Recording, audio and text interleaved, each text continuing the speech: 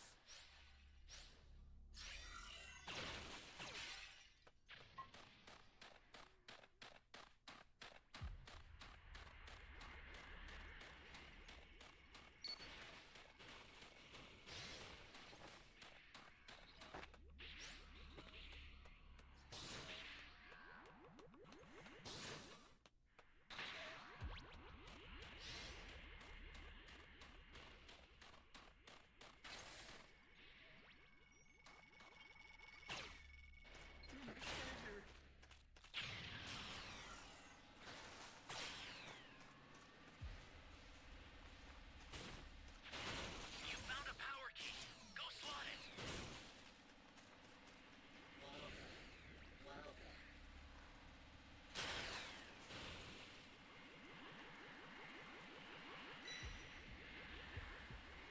Holy hell.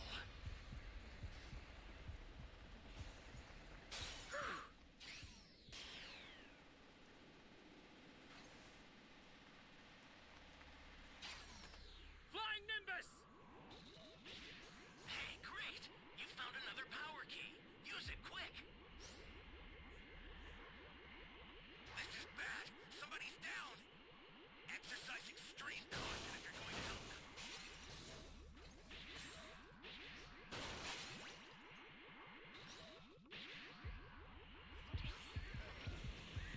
That's a new power key. Place it now.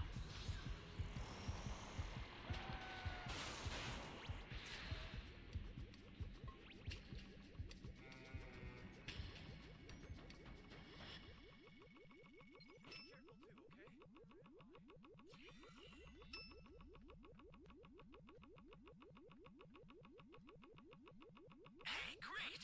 You found another power key. Use it quick.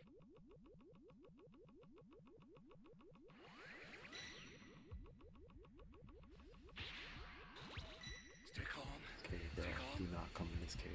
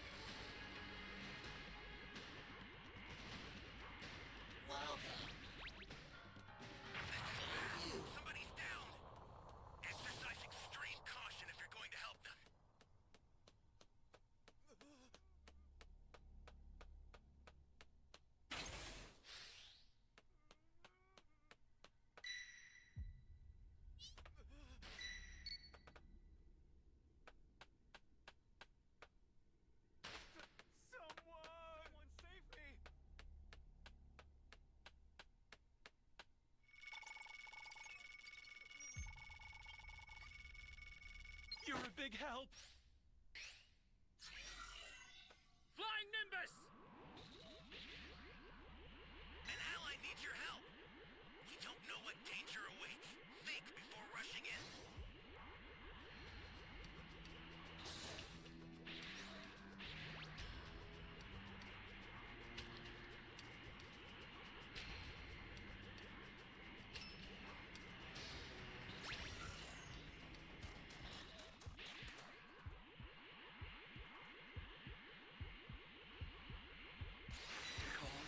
Take on.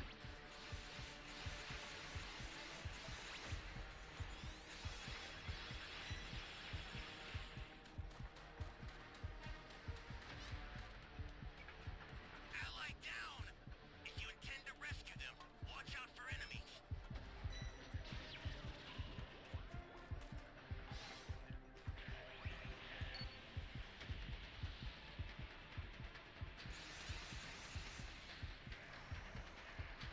Flying Nimbus!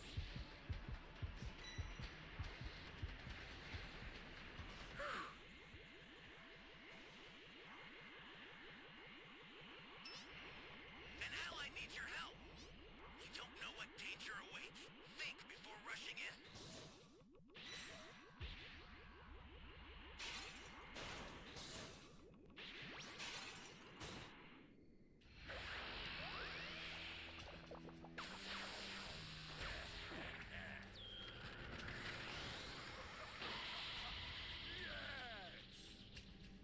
Oh no! The super transfer was stolen. I'll get another one out right away. Just keep it together until then. Gotta get the hell out of here!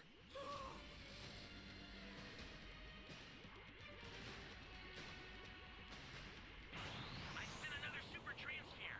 Take it and survive this. The escape time machine's ready to launch. Ignore the power keys. Get out of there. There's a beacon where the Take on. I've got better things to do.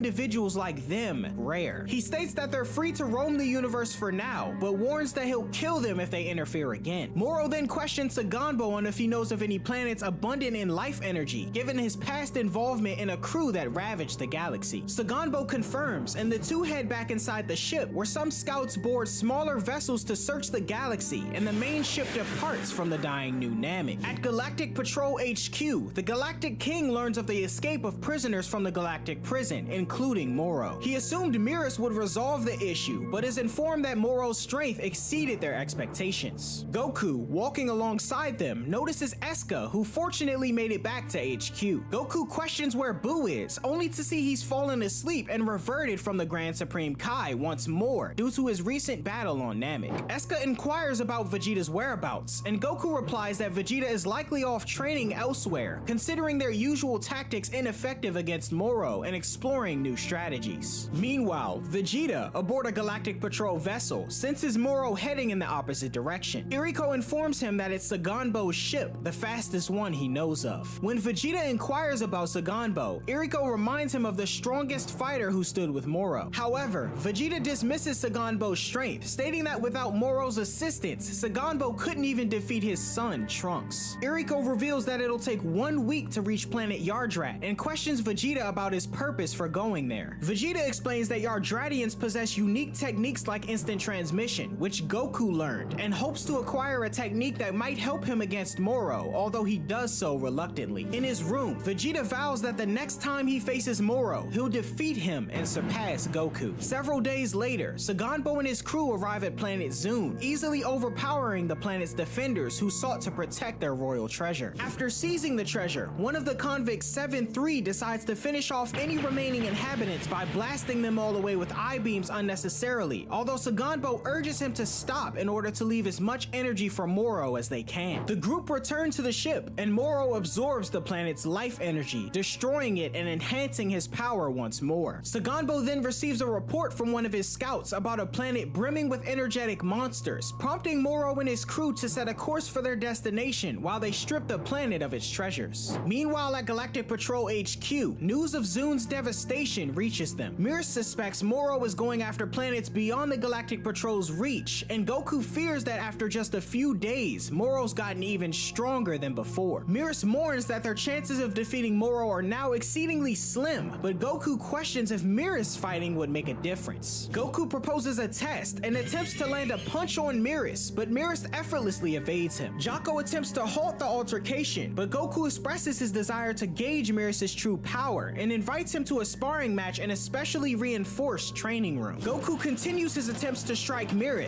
but is unable to connect. He escalates by transforming into a Super Saiyan, yet Mirror dodges every blow. Goku switches to Super Saiyan 3, but his attacks still remain ineffective. It's only when Goku becomes a Super Saiyan God that the room starts breaking apart, prompting the two to stop the test as further escalation would destroy the room. With Goku's suspicions confirmed, he surprises Mirror by asking him to train him, as he believes Mirror possesses knowledge he lacks. Goku reveals he aims to master a certain technique and believes training with Mirror could help him get closer to achieving it. Mirror agrees to Goku's proposal, but suggests a different location for their training. Meanwhile, on planet Jung, the Macaroni gang successfully steals the blue Aurum they previously attempted due to the Galactic Patrol being out of the picture. Pasta, who'd possessed fake loyalty to Moro, tells his brother Getty to call Saganbo with a false story about scouting for another planet for Moro's energy absorption. As they depart planet Jung, the gang contemplate their next target and recalls their encounter with the Galactic Patrol and Jocko mentioning the existence of Sky Gold on Earth. Pasta then hatches a plan and instructs his sister to head toward Earth to steal as much as they can. At the same time, Vegeta finally arrives on planet Yardrat. Vegeta and Iriko touch down on Yardrat, much to the astonishment of the locals. Smaller, rounder Yardrats approach them, mistaking Iriko for Vegeta, whom Goku had previously informed them about. They express their gratitude to both Goku and Vegeta for defeating the Ginyu Force, who had caused trouble on their planet long ago. Vegeta inquires about the Yardrat who taught Goku instant transmission, and one of the Yardrats make the others disappear, revealing that he was alone all along. This Yardrat explains that they occasionally create copies of themselves to deter unwanted visitors, and then leads Vegeta to meet their elder. The elder, named Pabara, mistakenly believes Iriko is Vegeta and proceeds to converse with him, although he's soon corrected. Vegeta clarifies the situation to Pabara, expressing his desire to defeat Moro and hoping to acquire a new technique. Pabara, however, informs Vegeta that Yardratians focus only on a single technique called Spirit Control, as they're a relatively weak race. They demonstrate some of these abilities, including instant transmission, multiform, and gigantification, which involves manipulating their own spirits to shift, split, and grow. The Elder states that should Vegeta study how the spirit functions, he'll be able to do the same, and Vegeta expresses a desire to learn Spirit Control. A few days later, Goku and Mirror embark on training on another planet. Meanwhile, time passes at the Galactic Patrol HQ,